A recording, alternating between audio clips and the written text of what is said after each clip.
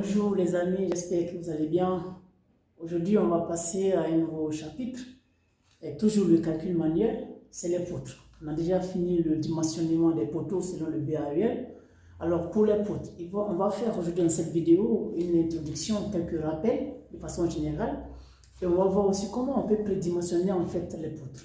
Alors, vous savez, en génie civil, en général, on a deux catégories de poutres. Les poutres isostatiques qui ont une seule travée et les poutres hyperstatiques qu'on appelle plus continues à plusieurs travées. Donc, par exemple, donc on a deux, bon, je vais dire catégories de poutres. Donc, on a les poutres isostatiques, en parenthèse, une travée.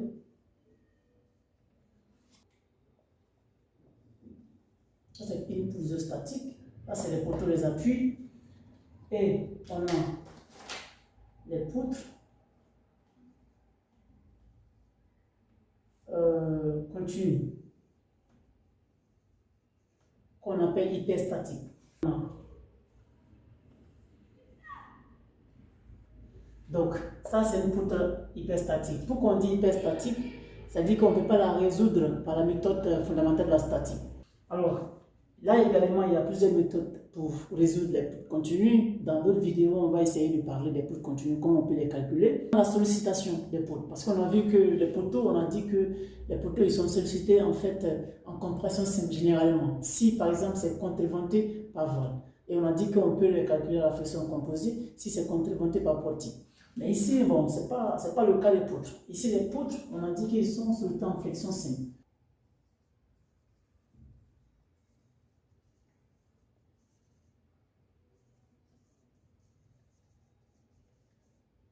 Donc, c'est la flexion simple.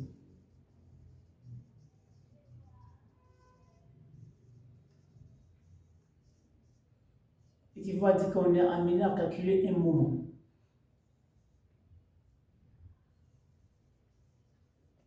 Donc maintenant, il faut comprendre le calcul du moment, selon quel axe. Parce qu'on a trois axes. Mais moi, je vais vous donner en fait des axes qui sont vraiment en fait standards. C'est-à-dire que selon robot en fait, quand on va utiliser le robot, si par exemple vous faites un calcul et que vous voulez faire un calcul manuel, vous pouvez prendre directement le moment que vous avez modélisé, vous avez calculé sur le robot et faire le calcul manuel. Mais comment on fait lire les résultats sur le robot?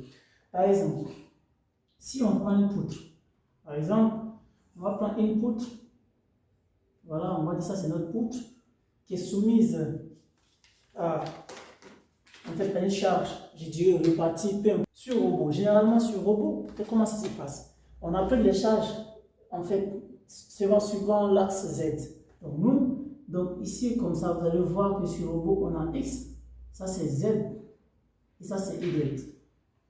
Vous voyez? Donc là, c'est Y. Donc si on appelle les charges suivant Z, c'est-à-dire qu'on aura un moment en fait, suivant quoi? Suivant Y. En fait, si on a un plancher, comment on peut classer les poutres? On se donne un plancher, donc on va prendre l'exemple, donc une dalle Audi.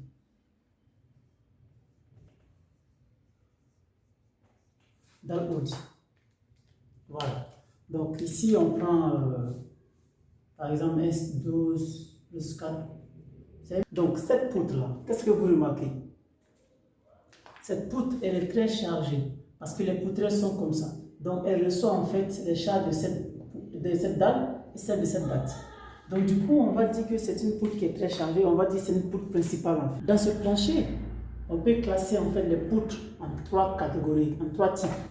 Donc, c'est la poutre principale.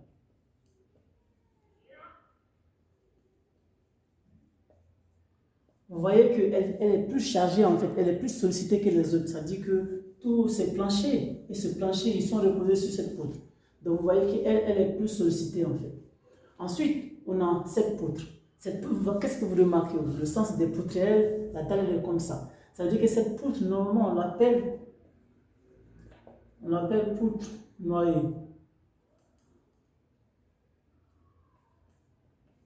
ou noyer.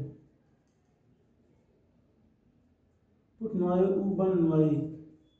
Vous voyez? Donc, cette poutre, généralement, son épaisseur, on peut prendre égal à l'épaisseur de la dalle. Parce qu'en fait, elle ne supporte pas grand chose. Et là, on a cette poutre-là, la troisième. La troisième, c'est une poutre secondaire.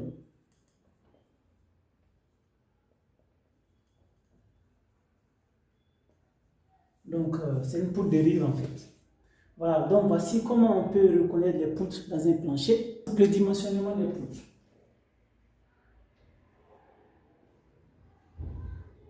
On a dit que le prédimensionnement, en fait, c'est quoi? Une poutre, elle comporte 3 dimensions. On a, par exemple, si on prend une poutre comme ça, voici la section transversale, ça c'est le B, ça c'est le H, et si on prend la plante comme ça, dans le sens horizontal, sur les poteaux, les appuis, là c'est le sens L. Donc,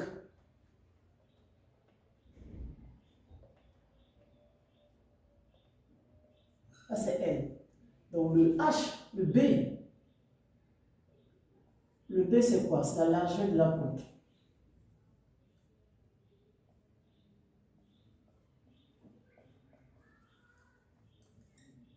La poutre. Généralement, elle est fixe. On la fixe.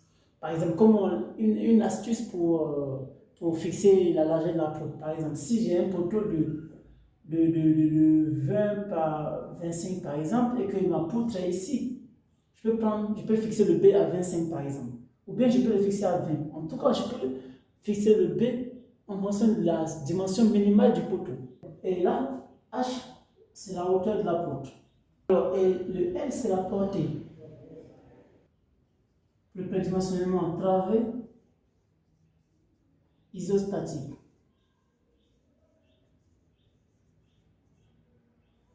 Si notre poutre est faiblement chargée, L sur 12. Si notre poutre est chargée, mais généralement on travaille avec cette dernière en fait, parce que c'est le cas le plus défavorable. On prend travail continu, faiblement chargé et chargé, H est supérieur à L sur 14. Donc là, on vient de voir les formules de prédimensionnement de notre poutre. On va faire un exemple. On prend par exemple une poutre isostatique. Une poutre isostatique qui repose sur deux poteaux avec une longueur de 5 mètres. Et dimension de la poutre. Donc le B, par exemple, on fixe B égale à par exemple 20 cm. Et donc le H c'est quoi? C'est une poutre isostatique, il est supérieur à L sur 10. Nous on prend L sur 10, comme je vous ai dit, c'est le cas le plus défavorable. Et c'est avec ça qu'on travaille le plus. Donc ça serait égal à quoi? Égal à 5 sur 10 égal à quoi? 0,5 mètres. Donc notre poutre, les dimensions de notre poutre, on a B égale à 20 cm et H égale à 50 cm. Voilà, donc avec L égale à 5 mètres. Voici donc le coffrage de notre poutre, c'est-à-dire que le prédimensionnement.